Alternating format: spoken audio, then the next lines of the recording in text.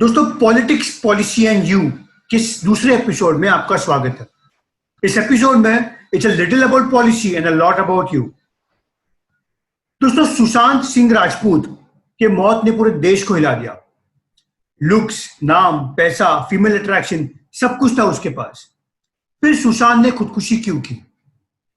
यही सुशांत जिसने एक के बाद एक इंजीनियरिंग के 11 एंट्रेंस एग्जाम क्लियर किए थे, जिसने दिल्ली कॉलेज ऑफ इंजीनियरिंग के एंट्रेंस एग्जाम में ऑल इंडिया रैंक 7 लाया था, अगर यही इंजीनियरिंग के वक्त फ्रस्ट्रेट होकर सुसाइड कर लेते तो कोई नहीं पूछता। क्योंकि ये एक सेलिब्रिटी सुसाइड था, इसीलिए आज इस चीजों के बारे में बात हो रही है। दोस्तों, बॉलीवुड में मेंटल हेल्थ इश्यूज ये सिर्फ एक टिप ऑफ द आइसबर्ग है, और इस टिप के नीचे है बहुत सारे अंडरलाइंग सोसाइटल और सिस्टमिक इश्यूज। इसलिए दोस्तों, ये वीडियो सुशांत सिंह राजपूत के बारे में नहीं है। ये वीडियो उन 2.5 लाख हिंदुस्तानियों के बारे में है जो हर साल सुसाइड करते हैं। ये वीडियो उन 63 हाउसवाइफ्स के बारे में है जो हर रोज सुसाइड करते हैं। ये वीडियो उन 28 स्टूडेंट्स के बारे में है जो हर रोज सुसाइड करते हैं। ये वीडियो दोस्तों उन 11 करोड़, मेरे 11 करोड़ हिंदुस्तानियों के बारे में है जो किसी ना किसी तरीके के मेंटल हेल्थ डिसऑर्डर से सफर कर रहे हैं। दोस्तों, ये वीडियो आपके बारे में है, क्योंकि आई एम श्योर कि आप में से बहुत लोग होंगे जो कभी ना कभी सैड, एंग्शियस या डिसअपॉइंटेड जरूर फील कर रहे होंगे। दोस्तों, अगले कुछ मिनट में हम ये देखेंगे कि एक इंडिविजुअल के सुसाइड में सोसाइटी कैसे रोल प्ले करती है। इंडिया में कौन से ऐसे सेक्शंस हैं जो मेंटल हेल्थ से सबसे ज्यादा पीड़ित है। हम ये भी देखेंगे कि गवर्नमेंट इसके लिए क्या कर रही है, और आप अपने लिए क्या कर सकते हो, अपने लिए और अपनों के लिए क्या कर सकते हो। दोस्तों, अगर आप इस वीडियो को एंड तक देखो तो क्या पता अगली बार आप किसी अपने की या अपनी खुद की जान बचा पाओ। दोस्तों, किसी भी हैबिट फॉर्मेशन में 3 चीजें इंपॉर्टेंट होती है, वो ट्रिगर, रिचुअल और रिवॉर्ड। ट्रिगर मुझे तभी आ गया था जब मैंने इस YouTube सीरीज की शुरुआत की।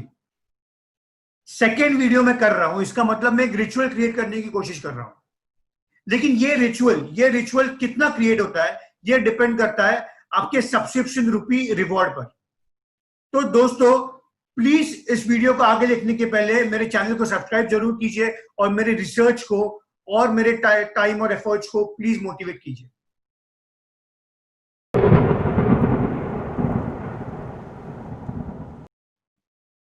फ्रेंच फिलोसोफर इमाइल डर्किम हमें सोशियोलॉजी ऑफ सुसाइड के बारे में बताते हैं।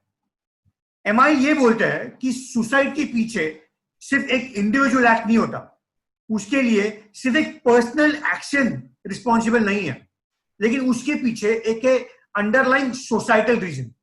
वो ये बोलते हैं कि force which determines the suicide, वो फोर्स जो कि एक इंसान को सुसाइड करने के लिए मजबूर करता है, वो फोर्स सिर्फ एक साइकोलॉजिकल फोर्स नहीं है, लेकिन इसके पीछे बहुत ज्यादा सोसाइटल एंगल भी है। इसका मतलब ये है दोस्तों कि इंडिया में जो सुसाइड हम देखते हैं उसमें सोसाइटी का एक बहुत बड़ा हाथ है। दोस्तों, कोरोना के समय मेंटल हेल्थ का इशू और ज्यादा सीरियस हो गया है। वर्ल्ड इकोनॉमिक फोरम के रिपोर्ट के मुताबिक लॉकडाउन में मेंटल हेल्थ के केसेस 20% और ज्यादा बढ़ गया है। हाँ, वही लॉकडाउन जिसको हमने कोरोना से कॉम्बैट करने के लिए लगाया था, उसी लॉकडाउन का साइड इफेक्ट या पब्लिक पॉलिसी के लैंग्वेज में जो हम उसको अनइंटेंडेड कॉन्सिक्वेंसेस कहते हैं, उसी लॉकडाउन के अनइंटेंडेड कॉन्सिक्वेंसेस है हमारे मेंटल हेल्थ के इश्यूज। लॉकडाउन में मेंटल हेल्थ के इश्यूज होने के पीछे मेनली 2 रीजन है। पहला रीजन है अनसर्टेनिटी। किसी को नहीं पता कि ये कोरोना कहां जाके रुकेगा, लॉकडाउन पूरी तरह से कब खुलेगा। किसी को नहीं पता कि कोरोना जब तक हम कोरोना से निजात नहीं पा जाए, या फिर अगर जब तक कोरोना की कोई वैक्सीन ना आए, तब तक क्या हम इससे बचेंगे या फिर इससे नहीं बचेंगे। दूसरा सबसे बड़ा रीजन है डेथ्स ऑफ डिस्पेयर। एंगस डीटन ये टर्म कॉइन करते हैं, डेथ्स ऑफ डिस्पेयर, जिसका मतलब है कि अगर जब आपको लॉन्ग टर्म के बारे में पता ना हो, तो आपके सोशो इकोनॉमिक कंडीशंस इफेक्ट करते हैं और उसकी वजह से आप डिप्रेशन में जा सकते हो। अब हम देखते हैं कि कुछ शॉकिंग स्टैटिस्टिक्स पर।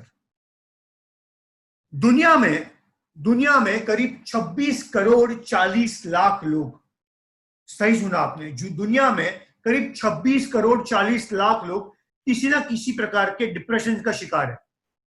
डिप्रेशन, एंजाइटी, साइकोसिस, डिमेंशिया, अगर ये सबको हम एक ब्रैकेट में डालें तो उसको मेंटल हेल्थ कहा जाएगा। दोस्तों, वर्ल्ड हेल्थ ऑर्गेनाइजेशन डब्ल्यूएचओ ने इंडिया को सबसे डिप्रेसिंग कंट्री कहा है, क्योंकि 2.5 लाख लोग हर साल इंडिया में सुसाइड करते हैं। ऐसे बहुत लोग, हम में से बहुत लोग भी ऐसे रहेंगे जिनका बहुत बार मन किया होगा कि यार ये सब चीज को खत्म कर देते हैं। बहुत बार आप फ्रस्ट्रेशन के पीक पर पहुंच गए होंगे और बहुत बार आपके दिमाग में शायद सुसाइडल टेंडेंसीज भी आई होंगी। लेकिन हम में से बहुत लोग ऐसे होंगे जिन्होंने ये सब चीजें किसी को नहीं बोली, क्योंकि हम डरते हैं। हम किस चीज से डरते हैं? हम उस सोसाइटी से डरते हैं जो सोसाइटी लोगों को ऐसे स्टेप्स लेने में मजबूर कर देती है।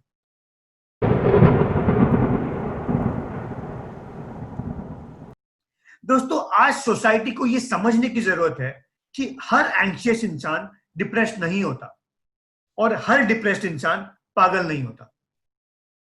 वो सोसाइटी जो आपको समझने के बजाय आपको पागल टैग करने में ज्यादा विश्वास रखती है।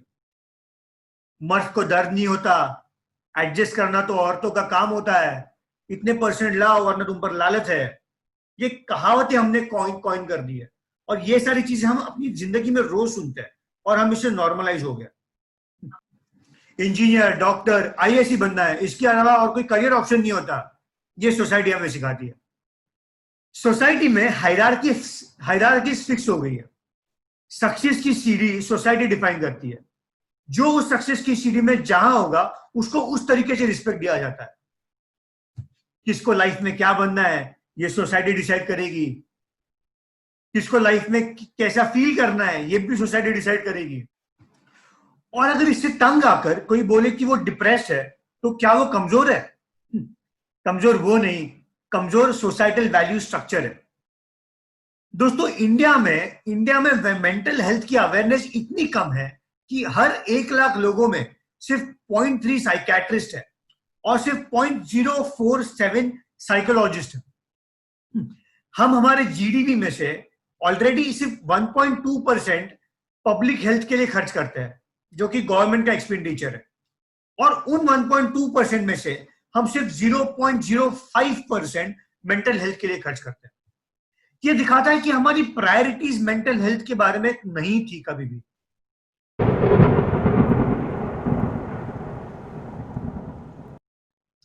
दोस्तों, हमें यह भी देखना होगा कि सबसे ज्यादा मेंटल हेल्थ से कौन जूझता है, सबसे ज्यादा कौन सफर करता है।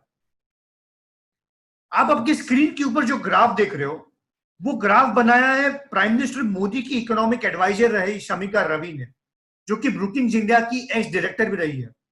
उन्होंने मुझे पर्सनली परमिट किया है कि मैं ये ग्राफ आपके साथ शेयर कर सकूं। दोस्तों, ये ग्राफ हमें बहुत शॉकिंग फिगर्स दे रहा है।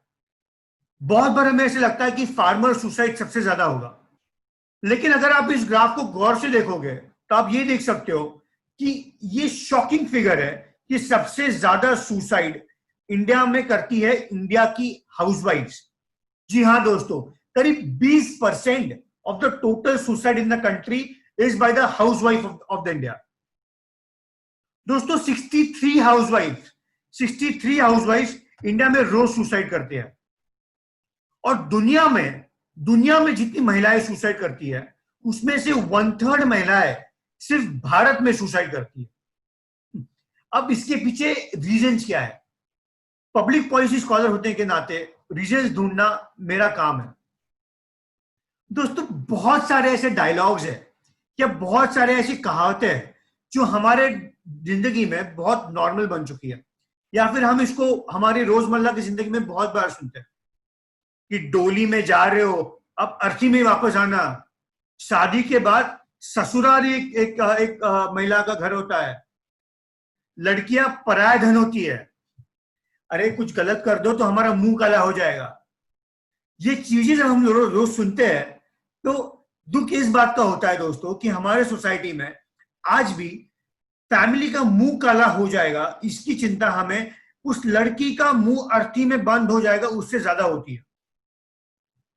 अगर एक महिला का अगर हम लाइफ साइकिल देखें, ये एक एवरेज इंडियन महिला की बात कर रहा हूं, अगर हम देखें तो अरेंज मैरिज, छोटी उम्र में अरेंज मैरिज, उसके बाद दहेज की मांग, लो सोसाइटल स्ट्रक्चर और डोमेस्टिक वायलेंस, ये एक विशिष्ट साइकिल है।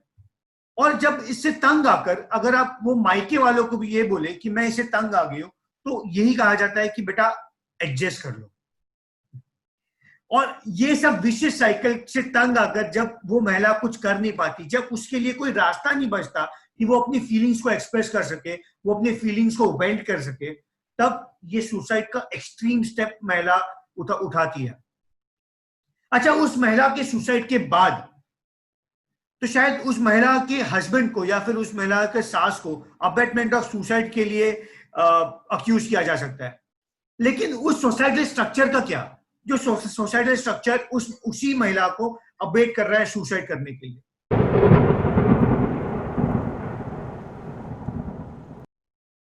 दोस्तों यही चीज सच है हमारे स्टूडेंट्स के बारे में।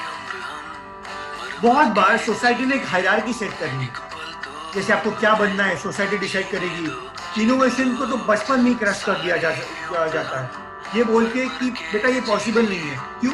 क्योंकि आप लोगों ने नहीं किया। दोस्तों आज फोकस लर्निंग पे नहीं है, लेकिन फोकस है मार्क्स पर। ऐसे कितने एग्जाम्पल्स है दोस्तों कि जो लोग अपनी जिंदगी के किसी एग्जाम में फेल हो गए होंगे, लेकिन वो जिंदगी के एग्जाम में डिस्टिंक्शन से पास हुए। लेकिन यही प्रेशर जो हम सोसाइटी पे डालते हैं, resultant we lose some young talented men and women feeling depressed. दोस्तों अब तक आपको यह लग रहा होगा कि डिप्रेशन की वजह से सिर्फ एक इंडिविजुअल या फिर एक फैमिली इफेक्ट होती है, तो ऐसा नहीं है।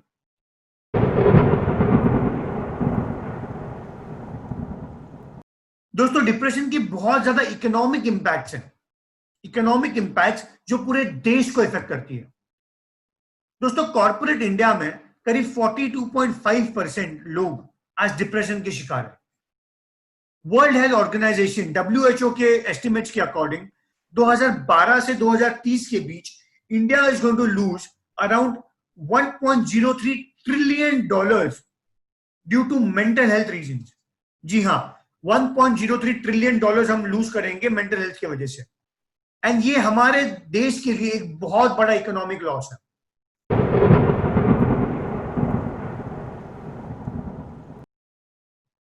इसका मतलब क्या ये है, ये सबका मतलब क्या ये है कि कोई कुछ कर नहीं रहा? इसका मतलब क्या ये है कि कोई गवर्नमेंट भी कुछ नहीं कर रही? दोस्तों बहुत सारे ऐसी संस्था है जो मेंटल हेल्थ के बारे में बहुत अच्छा काम कर रही है।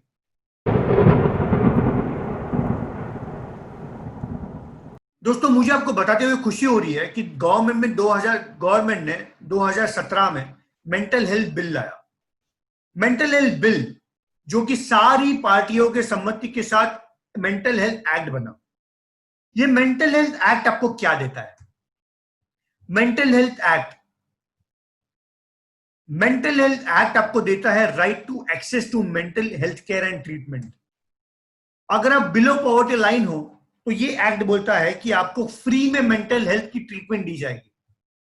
ये एक्ट आपके प्रति किसी भी प्रकार के डिस्क्रिमिनेशन के अगेंस्ट है। ये एक्ट ये भी बताता है कि किसी भी मेंटल हेल्थ कंडीशन में कॉन्फिडेंशियलिटी बहुत इंपॉर्टेंट मुद्दा होता है। ये एक्ट ये भी बोलता है कि आपको एक एडवांस डायरेक्टिव दिया जाएगा, मतलब कि जब आप पूरी तरीके से स्वस्थ और तंदुरुस्त हो तब ये आप ये डिसाइड कर सकते हो कि अगर कल आपने मेंटल हेल्थ की इश्यू फेस की तो आपके साथ कैसा डील किया जाना चाहिए, या फिर आपके फैमिली में, आपके परिवार में, आपके फ्रेंड्स में वो कौन हो जो आपका ध्यान रखेगा। एंड सबसे बड़ी बात दोस्तों, ये एक्ट सुसाइड को डिक्रिमिनलाइज करता है। इसके पहले अगर आपने सुसाइड किया है तो आप उसके लिए जिम्मेदार होते थे, ना कि उसके लिए आपकी मेंटल हेल्थ कंडीशन या फिर उसके लिए अंडरलाइंग सोसाइटल रीजंस।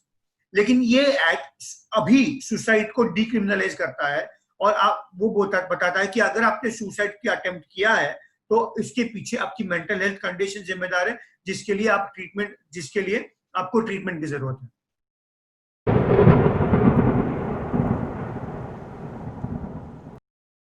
दोस्तों ये तो थी सोसाइटल अंडरलाइंग फैक्टर्स की बात, लेकिन ये कब पता करें कि आप डिप्रेस्ड हो?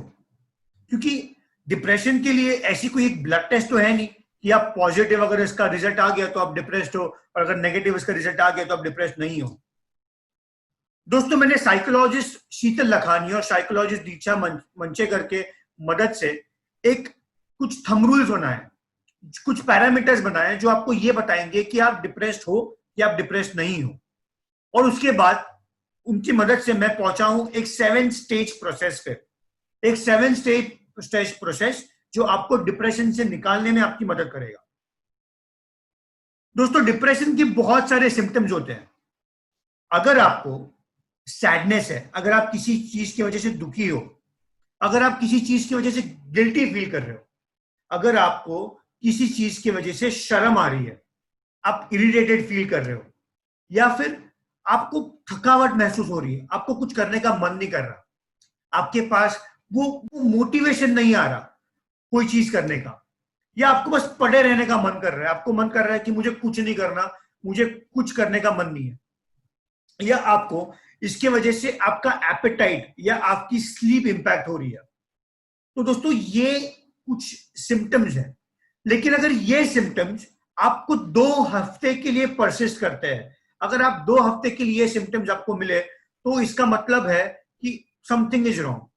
और सबसे इंपॉर्टेंटली, अगर ये सिम्टम्स आपको डिस्ट्रेस या अगर ये सिम्टम्स आपको डिसेबल करते हैं आपका काम करने में, अगर इस सिम्टम्स की वजह से आपके पर्सनल या प्रोफेशनल रिलेशनशिप्स अफेक्ट होते हैं, इसका मतलब कि आपको उसके बारे में आप कुछ करना पड़ेगा।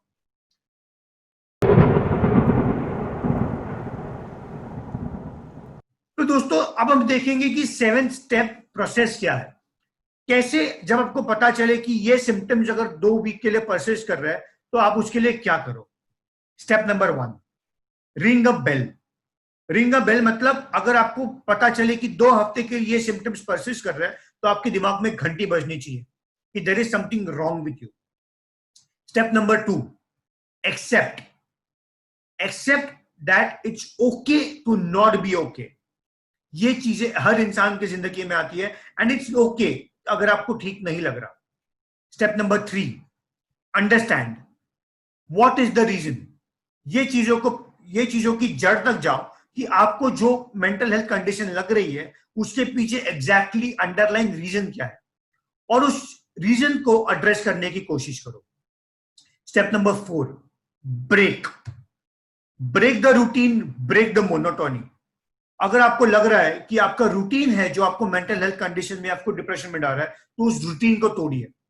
आपकी डाइट को चेंज कीजिए, आपकी फिटनेस रूटीन को चेंज कीजिए, और हमारी देश की जो धरोहर है योगा, मेडिटेशन, उसको ट्राई कीजिए।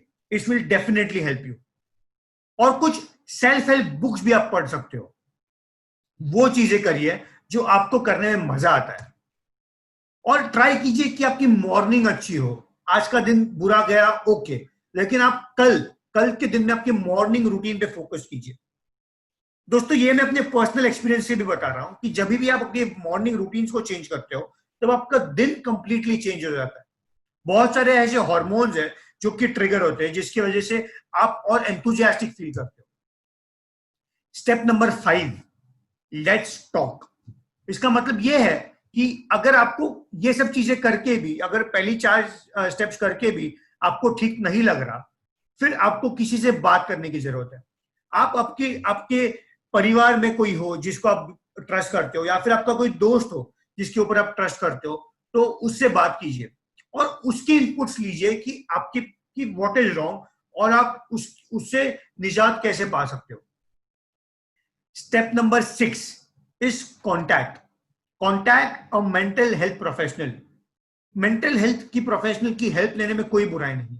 इसका मतलब ये नहीं होता कि आप पागल हो, इसका मतलब सिर्फ ये होता है कि आप इंसान हो, और हर इंसान को दर्द होता है, वैसा ही आपको दर्द हो रहा है, एंड किसी ना किसी चीज में आप डिस्ट्रेस फील कर रहे हो, जो कि एक मेंटल हेल्थ की मदद से इस पर काबू पाया जा सकता है। लेकिन स्टेप नंबर 7 जो कि बहुत इंपॉर्टेंट है, रिमाइंड। पूरी प्रोसेस में keep reminding yourself throughout the process कि this is just a phase of mind and this is a phase in your life. And जैसे जिंदगी में time is the best answer for everything, वैसे ये process भी पास होगा। तो दोस्तों ये मत भूलना, at the end of it ये मत भूलना कि आपकी जिंदगी कितनी इंपॉर्टेंट है। ये मत भूलना कि आपकी जिंदगी सिर्फ आपके लिए नहीं, आपके देश के लिए इंपॉर्टेंट है। दोस्तों ये मत भूलना कि आपकी जिंदगी से फर्क पड़ता है, आपके परिवार को फर्क पड़ता है, मुझे फर्क पड़ता है कि आप स्वस्थ हो कि आप नहीं हो, और इस देश को फर्क पड़ता है। तो let's make a promise to ourselves कि हम मेंटल हेल्थ के स्टिग्मा को हटाएंगे। हम हर एंग्शियस इंसान, हर डिप्रेस्ड इंसान को पागल टैग नहीं करेंगे। हम उसके माइंडसेट को समझेंगे ताकि कल अगर हमें जरूरत पड़े तो कोई हमें समझेगा। और अपनी ही नहीं, अपने परिवार के प्रति, अपनों के मेंटल हेल्थ के प्रति हम विजिलेंट होंगे। ये सारे डिप्रेसिंग कहावतें जो मैंने आपको बताई, ये सारे डिप्रेसिंग कहावतों को अपनी जिंदगी की डिक्शनरी में से निकालेंगे और मिलकर हमें फिट इंडिया बनाएंगे। Thank you so much.